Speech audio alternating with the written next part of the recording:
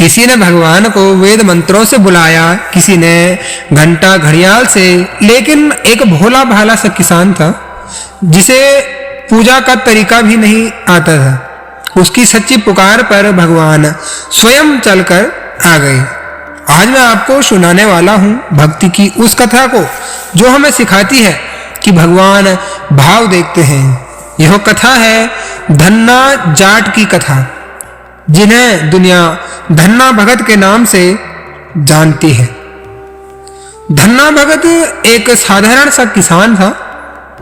उनकी जिंदगी का एक छोटा सा पल उन्हें सीधे भगवान के दरबार तक ले गया। आइए पूरी कथा को भाव से सुनते हैं। धन्ना सेठ जो है राजस्थान के टोंक जिले के पास एक छोटा सा गांव था जिसका नाम था धुआला। गांव में एक साधारण सा किसान रहता था जिसका नाम था धन्ना। दिल से इतना साफ कि जैसे मासूमियत का दूसरा नाम ही धन्ना हो। धन्ना हर दिन खेत में हल चलाता, बीज बोता और शाम को थक कर घर आता। उसका जीवन कठिन था, लेकिन मन में ईश्वर पर अटल विश्वास था। एक दिन दोपहर के समय जब धन्ना खेत में काम कर रहा था, तभी गांव में एक साधु पहुंचा। धन्ना ने उन्हें प्रणाम किया और कहा, बाबा जी धूप तेज है, आइए पहले भोजन कर लीजिए। साधु ने प्रेम से भोजन किया। भोजन के बाद जाते जाते साधु ने अपनी पोटली से एक छोटा सा पत्थर निकाला और वह पत्थर धन्ना को देते हुए बोला, यह मेरा इष्ट देव है, इसे रोज पूजा करना और तुम्हारा कल्याण होगा। इस प्रकार साधु जो है धन्ना सेठ को वह पत्थर देते हैं। धन्ना ने पत्थर को सिर झुकाकर स्वीकार किया।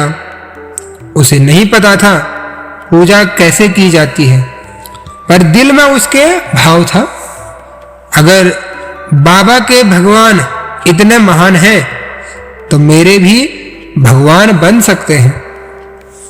धन्ना घर आया और पत्थर को साफ करके एक जगह रख दिया। अगली सुबह वह जल्दी उठकर बोला, भगवान जी पहले आप भोजन कर लो, फिर मैं खाऊंगा। अब वह रोटियां बनाकर पानी रखकर पत्थर के आगे बैठ जाते हैं। अब उसकी मासूमियत देखिए कि वह भगवान से कहता है कि लीजिए भगवान, खाना खा लीजिए, लेकिन पत्थर क्या खाता। इसी प्रकार घंटों बीत जाते हैं। धन्ना उसी तरह बैठे रहते हैं और उसके बाद गांव वाले, जैसे गांव में होता ही है कि एक दूसरे के घर जाते हैं, तो गांव वाले जब धन्ना के घर आए तो उन्होंने देखा कि भाई धन्ना जो है बैठा है, इस तरीके से बैठा है। और जो है पूछने पर धन्ना ने बताया कि भाई जो भी बात है वो बताई कि हम जो है भगवान को भोजन दे रहे हैं। तो गांव वाले हंसते और कहते, अरे धन्ना पत्थर कब खाना खाता है। पर धन्ना का उत्तर वही होता, यह तो भगवान है, बस अभी बोलेंगे। उसके मन के जो भाव थे वह यहां पर बोल रहे थे।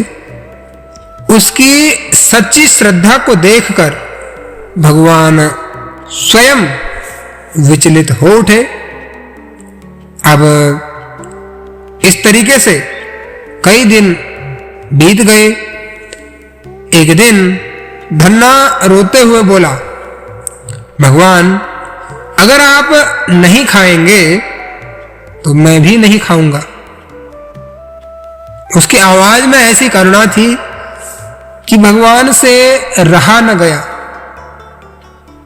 अचानक से प्रकाश फैल गया और भगवान ने मानव रूप लेकर धन्ना के सामने प्रकट होकर स्वयं रोटियां खाई और धन्ना आनंद से भर उठे। उस दिन से भगवान रोज उनके घर आते, उनसे बात करते, भोजन करते और इसी तरह धन्ना का जीवन बदलता गया।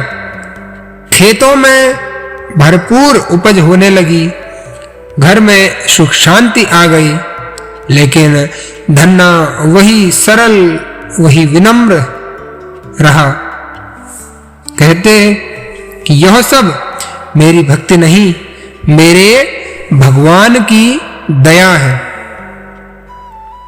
धन्ना जाट की कथा हमें एक ही बात समझाती है कि भगवान को पूजा पाठ की विधि नहीं चाहिए, उन्हें चाहिए सिर्फ और सिर्फ सच्चा दिल।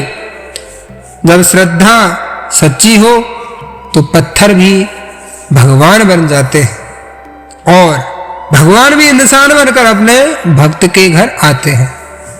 अगर यह कथा आपके दिल तक पहुंची हो तो इसे अपने दोस्तों के साथ आप साझा कर सकते हैं। भक्ति सरल बनाइए, दिल शुद्ध रखिए और याद रखिए, भाव से बुलाएंगे तो भगवान दूर नहीं है। आपको यह कथा कैसी लगी? आप हमें अपनी राय कमेंट में बता सकते हैं और अगर आपको यह कथा अच्छी लगी तो आप इसे लाइक कर सकते हैं।